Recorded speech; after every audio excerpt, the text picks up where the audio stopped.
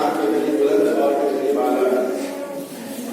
ہم اور آپ چند منٹ اپنی زبان کو ہلاتے ہیں، حرکت دیتے ہیں اور درود پاک کا نذرانہ پڑھ لیتے ہیں، لیکن یہ درود پاک کیا چیز ہے، اس کی اہمیت کیا ہے، آپ قرآن مقدس کی روشنی میں اس کی شان ملاحظہ فرمائیں۔ ہم آقا علیہ الصلوۃ والسلام کی شان میں جب بھی ہمیں حکم ہوتا ہے کہ ہم درود پڑھیں تو ہم درود پڑھنے لگتے ہیں، لیکن یہ درود کیا چیز ہے؟ اللہ قرآن میں فرماتا ہے ان اللہ و ملائکتہ یصلون علی النبی، کہ اے میرے بندو خبردار ہو جاؤ، اللہ اور اس کے فرشتے خود اپنے نبی پر درود و سلام بھیجتے ہیں۔ اللہ اور اس کے فرشتے خود اپنے نبی پر درود و سلام بھیجتے ہیں۔ یہ آیت کریمہ ہے۔ اب آپ مجھ کو ایک بات یہ بتائیے کہ اللہ رب العالمین کوئی بھی کام بذات خود نہیں کرتا۔ اللہ بے نیاز ہے، پاک ہے، اس کی شان کے لائق نہیں ہے کہ وہ کوئی کام خود کرے۔ بارش برسانا ہے، اللہ بارش خود نہیں برساتا، اس نے فرشتے کو ڈیوٹی پہ لگا رکھا ہے، حکم دیتا ہے فرشتے پانی گرانا شروع کر دیتے۔ روزی دینا ہے، اللہ نے روزی دینے والا فرشتہ مقرر کر رکھا ہے، اس کو حکم ہوتا ہے جس کو جتنا دینا ہے وہ دینے لگتا ہے، ڈیوٹی پہ لگ جاتا ہے۔ ماں کے پیٹ میں بچے کی شکل و صورت بنانا ہے، فرشتے کو اللہ حکم دیتا ہے، فرشتہ اپنے کام پہ لگ جاتا ہے۔ غرض کی ہوا چلانا ہے، دھوپ نکالنا ہے، چھاؤں کرنا ہے، گرمی کرنا ہے، جتنا بھی دنیا میں ہمارے لیے ضروری کام ہے تو اللہ رب العالمین بذات خود کوئی کام نہیں کرتا ہے، اس نے فرشتوں کو لگا رکھا ہے، حکم دے رکھا ہے، وہ فرشتے اپنے وقت پر اپنا کام کرنے پر لگ جاتے ہیں۔ یہ اللہ کی شان ہے، اس کی بڑائی ہے، اس کی پاکیزگی ہے کہ اللہ کوئی کام بذات خود نہیں کرتا۔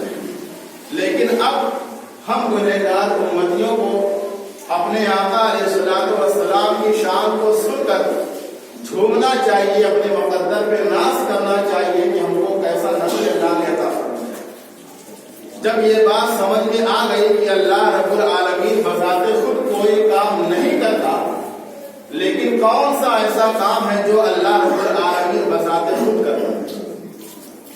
اللہ رب العالمین قرآن میں فرماتا ہے کہ میں کوئی کام خود نہیں کرتا، لیکن ہاں ایک کام ایسا ہے جو میں خود کرتا ہوں، فرشتوں سے کرواتا ہوں اور سارے بندوں سے کرواتا ہوں۔ اب سوال پیدا ہوتا ہے مولا تعالیٰ کہ تو کوئی کام خود نہیں کرتا ہے تو آخر وہ کون سا عظیم کام ہے، کون سا مبارک کام ہے جو تو خود کرتا ہے اور اپنے فرشتوں اور لوگوں کو بھی کرنے کا حکم دیتا ہے؟ تو اللہ قرآن میں ارشاد فرماتا ہے ان اللہ و ملائکتہ یصلون علی النبی، کہ اللہ بذات خود کوئی کام تو نہیں کرتا، لیکن ہاں جب اپنے نبی پر درود و سلام پڑھنے کی باری آتی ہے تو درود و سلام پڑھنے والا کام اللہ بذات خود کرتا ہے۔ اللہ اپنے نبی پر درود و سلام خود بھیجتا ہے، اپنی شان کے لائق بھیجتا ہے، اپنی مبارک زبان جو اس کی شان کے لائق ہے اس سے بھیجتا ہے، اور فرشتوں کو حکم دیتا ہے یصلون علی النبی کہ میرے محبوب پر درود و سلام دیں۔ اور یہ ایک مرتبہ حکم نہیں ہے، اللہ نے یہ کام ایک مرتبہ نہیں کیا کہ ایک مرتبہ اللہ نے کر دیا اور یہ حکم ہو گیا کہ ہاں اللہ نے ایک بار ایسا کام کیا، نہیں۔ قرآن مقدس کے عربی گرامر پر آپ غور کریں تو اللہ فرماتا یصلون علی النبی کہ اللہ اور اس کے فرشتے اپنے نبی پر درود بھیجتے رہتے ہیں، یعنی ہمیشہ درود کا سلسلہ جاری ہے، درود بھیجتے رہتے ہیں اور یہ سلسلہ کبھی ختم نہیں۔ تو ہمیں قربان جانا چاہیے، ہمیں ایسا نبی اللہ نے عطا فرمایا کہ وہ نبی ایسی شان والا نبی بن کر کے آیا کہ اللہ رب العالمین بذات خود کوئی کام نہیں کرتا، لیکن ہمارے اور آپ کے آقا صلی اللہ تعالی علیہ وسلم پر جب درود پڑھنے کی باری آتی ہے تو اللہ خود بذات خود نبی پر درود بھیجتا ہے۔ کتنی شان والا نبی ہے، کتنا بابرکت نبی ہے کہ اللہ نے ایسی شان والا نبی ہمیں جلوہ گر فرمایا، ہمارے حوالے کر دیا، آج ہمیں ان کی قدر نہیں، آج ہمیں ان کی قدر و قیمت نہیں کہ اللہ نے اپنے محبوب کو کس شان والا نبی بنا کر کے جلوہ گر فرمایا۔ کوئی شاید اس نقشے کی عکاسی کرتے ہوئے کہتا ہے کہ کروڑوں مٹ گئے لیکن جدھر دیکھو ادھر احمد، کروڑوں مٹ گئے لیکن جدھر دیکھو ادھر احمد، زوال اس میں محمد میں خدا آنے نہیں دیتا، زوال اس میں محمد میں خدا آنے نہیں دیتا۔ اور گستاخوں کے بارے میں شاعر کہتا ہے کہ کوئی رستہ نہیں ملتا کسی گستاخ کو آگے، کوئی رستہ نہیں ملتا کسی گستاخ کو آگے، محمد معاف کر بھی دے خدا جانے نہیں دیتا۔ تو رسول کی گستاخی اتنا بڑا جرم ہے، اتنا بڑا گناہ ہے کہ اگر ہمارے آقا معاف بھی کر دے تو اللہ اس سے حساب لے گا، اللہ ان کو پکڑے گا کہ تو نے میرے محبوب کی شان میں گستاخی کی، لب کشائی کی ہمت تو نے کیسے کی، تو نے میرے نبی کی شان گھٹانے کی کوشش کیسے کی۔ تو بہرحال درود و سلام یہ ایک ایسا انمول تحفہ ہے کہ ہم اپنے آقا علیہ الصلوۃ والسلام پر جب بھی پڑھیں جھوم کر کے پڑھیں، محبت سے پڑھیں، عشق کے ساتھ پڑھیں، عقیدت کے ساتھ۔ ہمیں اور آپ کو معلوم ہونا چاہیے کہ درود پاک جو انسان اپنی زندگی میں شامل کر لیتا ہے، اس کو باکثرت پڑھنے لگتا ہے، وظیفہ بنا لیتا ہے، تو اس کو نہ تو دنیا کی آگ اثر کرے گی، نہ تو جہنم کی آگ اثر کرے گی۔ اور یہ تو ہم انسانوں کا معاملہ ہے، اگر جانور بھی آقا علیہ الصلوۃ والسلام کی ذات پر درود پاک پڑھے یا کوئی پڑھ رہا ہے اس کی کان میں آواز چلی جائے تو اللہ اسے بھی دنیا اور آخرت کی آگ سے بیزار کر دیتا ہے۔ ایک صحابی رسول آقا علیہ الصلوۃ والسلام کی بارگاہ میں حاضر ہوئے، یا رسول اللہ آج میرے گھر آپ کی دعوت ہے، مغرب کے بعد آپ تشریف لے آئیے گا، آج میرے گھر آپ کی دعوت ہے۔ ہمارے آقا علیہ الصلوۃ والسلام ان کے گھر تشریف لے گئے، جب مغرب کے بعد پہنچے روٹی وغیرہ سب کچھ تیار ہے لیکن سالن ابھی پکنے کا نام نہیں لے رہا، بہت دیر ہو گئی، عشاء کا وقت ہو گیا، عشاء کی نماز پڑھ کر کے پھر آئے، تب بھی معاملہ وہی ہے، بات کیا ہے؟ یا رسول اللہ ابھی سالن نہیں پک رہا ہے، ہانڈی پہ رکھتا ہوں آگ بجھ جاتی ہے، ہٹا لیتا ہوں جلنے لگتی ہے، پھر رکھ دیتا ہوں پھر رک جاتی ہے، سمجھ میں نہیں آتا کہ کب یہ تیار ہوگا۔ ہمارے آقا کریم نے ارشاد فرمایا ہانڈی میرے پاس لے کر۔ جب وہ صحابی رسول ہانڈی لے کر کے آتے ہیں تو دیکھتے ہیں کس میں مچھلی، تو آپ نے ارشاد فرمایا ہے میرے صحابی یہ مچھلی کبھی پک ہی نہیں سکتی ہے، یہ کبھی نہیں تیار ہو سکتی ہے، پوری زندگی میں اس کو آگ پہ رکھو کبھی تیار نہیں ہو سکتی۔ تو صحابی نے کہا یا رسول اللہ ماجرا کیا ہے؟ آخر یہ کھانے کی چیزیں نہیں تیار ہوں گی تو ہم لوگ کھائیں گے کیسے؟ کہا یہ نہیں تیار ہو سکتی، دوسری مچھلی لاؤ تو ہو سکتا ہے کہ پک جائے۔ تو آپ نے کہا کیوں؟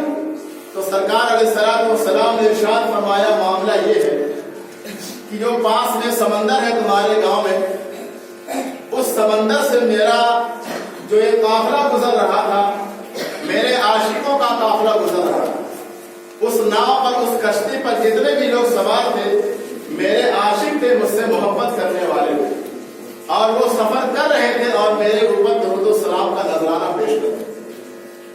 وہ لوگ اپنا سفر جاری کیے ہوئے تھے اور میری ذات پر درود بھی پڑھتے تھے، صلاۃ و سلام بھی پڑھتے تھے، اور ان کی کشتی منزل کی طرف رواں دوا۔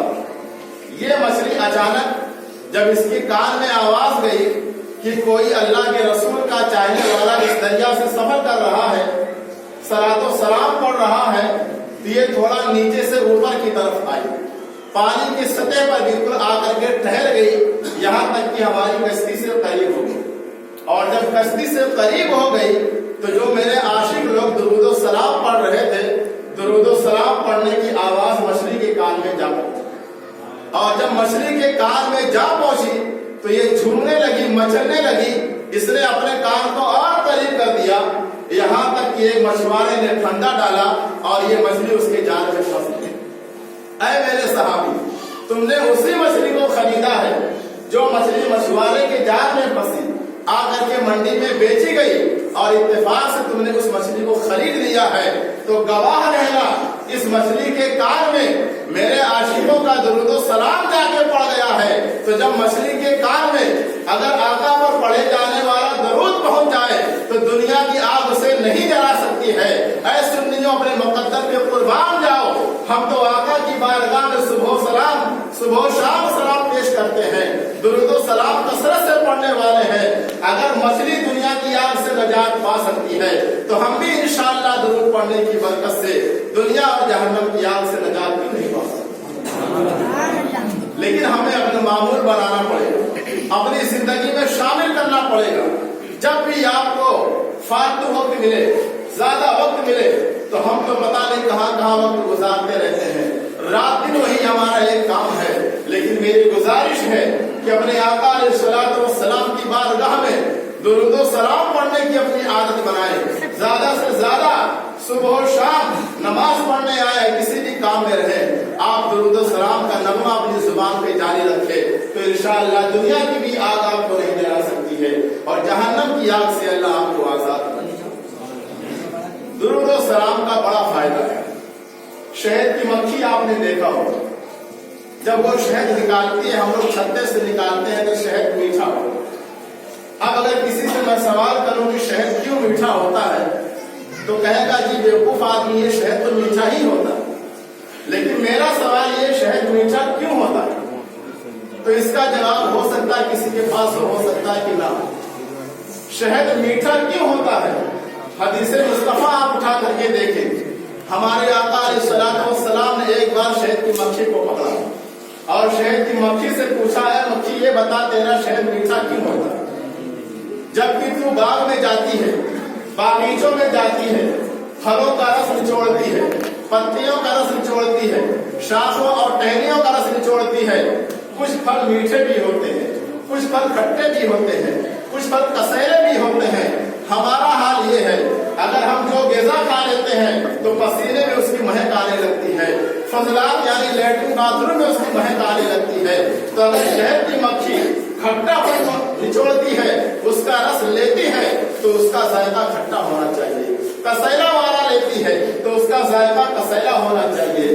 میٹھا والا لیتی ہے تو اس کا ذائقہ میٹھا ہونا چاہیے. مگر ایک سوال ہے کہ اس کا شہد میٹھا کیوں ہوتا ہے؟ تو میرے آقا نے فرمایا, تم تو کھٹا بھی چوستی ہو, میٹھا بھی چوستی ہو, کسیلا بھی چوستی ہو, نہ جانے کن کن باغوں میں جاتی ہو, کیسے کیسے پھولوں میں بیٹھتی ہو, کیسے کیسے پھلوں کا رس تم چوستی ہو. لیکن وجہ کیا ہے کہ جب آ کر کے اپنے گھر میں اپنے چھتے میں تم الٹی کرتی ہو, تم الٹتی ہو, اس کو اپنے منہ سے نکالتی ہو, تو وہ کھٹا نہیں ہوتا ہے, وہ کسیلا نہیں ہوتا ہے, وہ صرف اور صرف میٹھا ہوتا ہے. اب جواب سنیے اور مچل جائیے, جھوم جائیے. آقا علیہ الصلوۃ والسلام کی حدیث ہے, وہ شہد کی مکھی عرض کرتی ہے, یا رسول اللہ آپ کی بات صحیح ہے کہ میں میٹھے پھل پر بیٹھتی ہوں, اس کا رس لیتی ہوں, کسیلے والے پہ بیٹھتی ہوں, اس کا رس لیتی ہوں, کھٹے والے پہ بیٹھتی ہوں, اس کا رس لیتی ہوں. تو بجائے یہ کہ میرا جو شہد ہے وہ کھٹا ہونا چاہیے, کسیلا ہونا چاہیے, میٹھا ہونا چاہیے, تین طرح کا ہونا چاہیے. لیکن یا رسول اللہ میں واقعی آپ سے عرض کرنا چاہتی ہوں کہ جب ہم لوگ طرح طرح کے پھولوں پر بیٹھ کر طرح طرح کے رسوں کو نوچ لیتے ہیں, چوس لیتے ہیں, اپنے اندر نچوڑ لیتے ہیں, اور جب وہاں سے اپنے گھر کی جانب چلنے کا ارادہ کرتے ہیں, چھتے کی جانب چلنے کا ارادہ کرتے ہیں, تو وہاں سے لے کر کے چھتے میں آنے تک ہم کوئی اور کام نہیں کرتے ہیں, مصطفیٰ کریم یعنی آپ پر درود و سلام پڑھنا شروع کر دیتے ہیں. جتنا بھی لمبا راستہ ہو, چاہے چھوٹی مسافت ہو چاہے لمبی مسافت ہو, وہاں سے لے کر کے اپنے چھتے تک ہم آپ کی بارگاہ میں درود و سلام پڑھتے ہیں. تو درود و سلام کی برکت یہ ہے کہ ہمارا شہد کھٹا نہیں ہوتا ہے, ہمارا شہد کسیلا نہیں ہوتا ہے, اللہ اس کو مٹھاس میں بدل دیتا ہے. اور جب ہم یہاں پہ آ کر کے اگلتے ہیں تو ہمارا شہد بہت ہی میٹھا ہوتا ہے. یہ درود پاک کی برکت ہے. اگر ہم اپنی زندگی میں شامل کر لیں, ہماری زندگی خوشگوار بن سکتی ہے, ہماری زبان میں مٹھاس آ سکتی ہے, ہماری کڑواہٹ مٹھاس میں بدل سکتی ہے, ہماری زندگی میں آرام آ سکتا ہے, ہماری زندگی میں آسانیاں آ سکتی ہیں. مگر آج ہم دور ہو چکے ہیں, طریقہ مصطفیٰ کو چھوڑنا ہے وجہ بربادی. علامہ اقبال نے بہت پہلے کو چھوڑنا ہے وجہ بربادی اسی سے قوم دنیا میں ہوئی بے اقتدار اپنی. آج جو ہماری قدر نہیں ہے, آج جو ہماری عزت نہیں ہے, آج ہم مارے جا رہے ہیں, ستائے جا رہے ہیں, بھگائے جا رہے ہیں, ذلیل و رسوا کیے جا رہے ہیں, آج ہمیں احساس نہیں ہے. وہ دن آئے گا, ضرور آئے گا, جس کا ہم انتظار کر رہے ہیں. آج ہم شان سے نمازیں پڑھ رہے ہیں, آج ہماری مسجدیں آباد ہیں, بہت اچھا لگ رہا ہے, لیکن دنیا کروٹیں لیتی رہتی ہے. وقت ہمیشہ ایک جیسا نہیں رہتا ہے. اگر آج آرام ہے تو کل تکلیف ہے, کل تکلیف ہے تو پرسوں آرام ہے. کہنے کا مطلب یہ ہے کہ ہمارے اوپر کوئی بھی وقت آئے, لیکن اگر ہم نے شریعت کا دامن تھام لیا, رسول اللہ کا دامن تھام لیا, محبت رسول کو اپنے سینوں میں ہم نے جگہ دے دی ہے, تو قسم خدا کی ہماری دنیا بھی کامیاب ہوگی, ہماری آخرت بھی. آپ تاریخ اٹھا کر کے کیوں نہیں پڑھتے کہ جب پوری دنیا کفر سے بھری ہوئی تھی تو 313 جو مسلمان تھے, 1000 کے مقابلے میں 313 کی کوئی اوقات نہیں. لیکن آپ تاریخ پڑھیں, فتح و کامرانی کا پرچم لہرایا گیا, لوگ شان سے جیتے تھے. مسلمان جس راستے سے گزر جاتا تھا لوگ کہتے تھے کہ یہ مسلمان ہے, یہ عاشق رسول ہے. آج ہماری تعداد اربوں سے زیادہ ہے, مگر کچھ ہم نہیں کر سکتے ہیں, کچھ نہیں کر سکتے. کوئی بھی کام ہو, فرانس میں دیکھیے رسول اللہ کے کارٹون بنا کر کے الٹی سیدھی گستاخیاں کی جا رہی ہیں. کیا ہمارے دل پر کوئی تکلیف کا بوجھ پڑا؟ ہم تو مگن ہیں اپنے وہی کاروبار میں, ہم تو مگن ہیں وہی دنیا والے میں. جو روز کرتے ہیں وہی روز کرتے ہیں. کبھی یہ نہیں ہوتا کہ یار روز کرتے ہیں چلو ہٹاؤ دوسرا کام آج کرتے. اللہ جانے طبیعت کیوں نہیں اٹھتا کہ آپ لوگوں کی. یہ میری طرف سے کوئی پیغام نہیں ہے, معاف کیجیے گا, لیکن میں میسج دینا چاہتا ہوں کہ روز وہی کام بندہ اٹھاتا کیوں نہیں ہے. آپ کو اٹھانا چاہیے. ہاتھ پیر سمیٹے بیٹھے ہیں, مسجد کی طرف آنا چاہیے, اللہ کی بارگاہ میں جھکنا چاہیے, مگر کچھ نہیں, کوئی فرق نہیں پڑتا. زلزلہ آ جاتا ہے, سب لوگ نمازی بن جاتے ہیں. بھوکمپ آ جاتا ہے, سب لوگ نمازی بن جاؤ. پتھر کی بارش ہونے لگے, اللہ اللہ یاد آنے لگتا ہے. تو معلوم یہ ہوا کہ آخری علاج جب اللہ ہی اللہ ہے.